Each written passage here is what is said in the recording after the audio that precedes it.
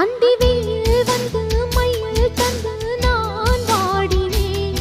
அடுத்துன்பம் எல்லாம் தென்றலிடம் நான் கூறினேன். அந்த தென்றல் பெண்ணும் சொன்னாளம்மா உந்தன் சேதியே. அவள் சொன்ன பின்பு மின்னல் போல வந்தேன் தேடியே.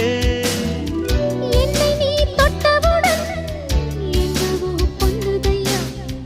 முற்றுகை இட்டவுடன் சிற்றிடை பின்னுதையா. வெட்கம் விடுமோ அச்சம் விடுமோ தக்க துணைதான் பக்கம் வருமோ. ஒரு சோல குயில் சோடி தன்ன